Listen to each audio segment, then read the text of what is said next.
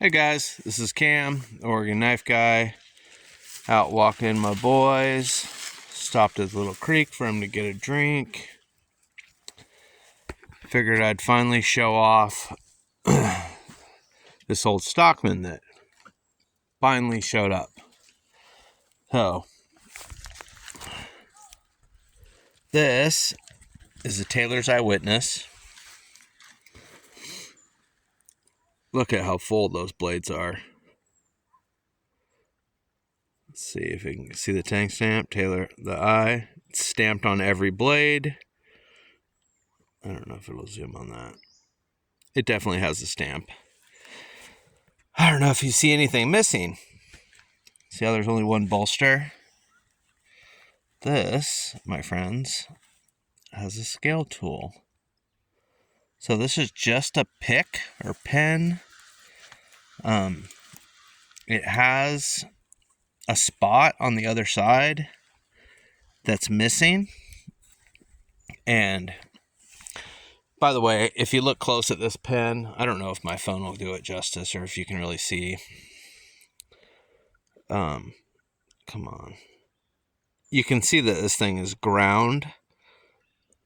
See how they ground it flat and then braze that piece of brass to it and then freaking ground it to fit. And then there's a couple other things I have to show you on this knife. Maybe I should close it. But man, I can't get over those blades. See how full they look?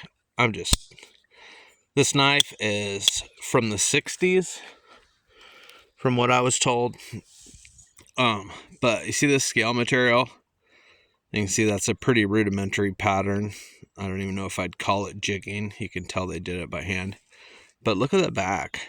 You see how uneven the fitment is? You can tell that this thing was made by hand. I mean, 100% made by hand. And what I mean, like, see how they drilled a hole there and then kind of ground that spot? The side with the pin in it fits really nice, but the side that's blank, the pin actually won't fit in.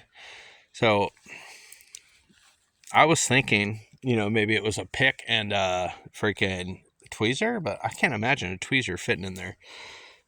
Also carrying my Taylor's Eyewitness Barlow, as you can see. I don't know about any other knives from that era, but if these are the comparison, they've come a long way. This, oh man, I can't open this one-handed. Hold on for 1 second. Okay. So, beautiful blade, beautiful knife. I don't mind the blade. The blade grind and all that looks great.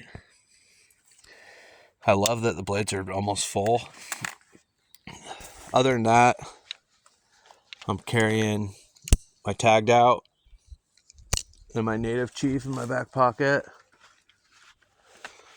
I've got the White River M1 backpacker on my belt. And I've got a Stag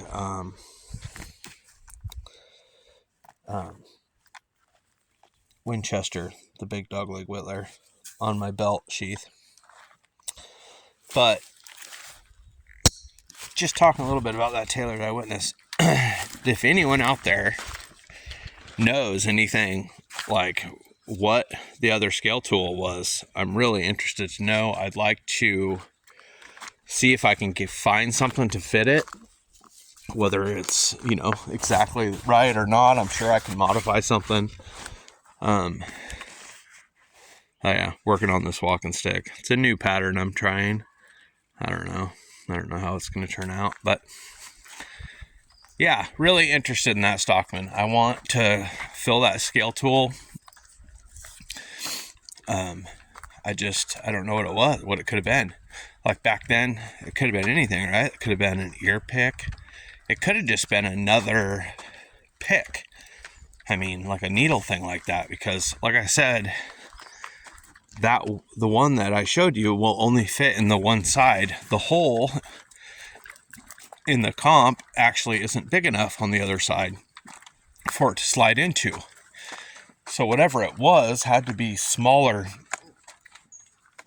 than that pick. So I don't know. What does that even leave for an option? It couldn't have been a ear pick. You know, the ear picks were kind of like a little scoop. I just don't know. I don't know what it could have been. I'm really interested to find out though. So like I said, it's from the 60s. The guy I bought it from is on Etsy, and he is also a knife collector. And I chatted with him about it via text, and he said that he did a bunch of research and couldn't figure it out. I honestly haven't even typed it into a keyword search or anything, or even tried at all. I don't have any English knife maker books. I know Steel City Knives. I know you have one or several knife making books from the UK. I watched your video as you were talking about them. And I know you're into the history over there. If you know, or Slick Slicers, if you have any idea, I'd love to hear from one of you guys over there, man. One of my UK buddies. I need your help, guys. You guys, I think you probably know more about the history over there than I do, and have the ability to figure out more anyway. But yeah, I love that knife. It's super tight. I fully intend on using it. I really don't have very many knives that I don't use. If I own it, I'll cut stuff with it for the most part. I mean, just like all you guys, I have hundreds and hundreds of knives, so just because I use them doesn't mean they all look worn or anything, right? I mean, you can't even carry them all. But I have carried all of them at least once, for the most part, unless they're just some, I don't know. I pick up knives like old antique American knives that that are just a good deal, right? If I find them. I have boxes and boxes and boxes of just like mediocre run-of-the-mill, like Imperials and Schrades and freaking Camillus. And I mean, Camillus made a damn good knife, and so did Imperial. Some of my favorite old knives are Imperial. You know, I just picked up a new Montgomery Ward's knife. Fits right into my stock knife collection. It's an equal in stock knife. I wish I had it with me. So I'm stoked on that. That little sub collection has grown by one. As of now, it's I think a total of 2 that say Wards on them. Maybe 3. I'm not sure. You'd think I'd know, right? But I don't. What else was I gonna say? Yeah, love that stock knife. I'm not super impressed with the old handle, and it kind of seems to me like it might fall into the category of a rehandle. I was talking to a guy on the All About Pocket Knives website. He also has an Etsy store. He's called Second Life Knives, or Second Chance Knives, something like that. And he gets these old patterns and recovers them, and they just look amazing. He usually does traditional handle materials, bone and whatnot, and they look beautiful. I mean, there's a bunch of Schrades. He has a bunch of the Camillus. I think it's the Model 23. It's like an equal end jackknife that just look awesome with his new covers on them. And I mean, I've done a couple in wood. I've yet to attempt bone or stag or anything, and maybe I will. I have a bunch of knives that definitely need recovered. I might just start practicing on some of the cheaper ones and see how I can do, but the wood ones took me a while, and I've done blade swaps and stuff too, but they just don't look as good as I'd like. I know if you guys watch my channel, you probably watched The Knife Doctor. He does a damn good job. He really does. This stuff looks fantastic.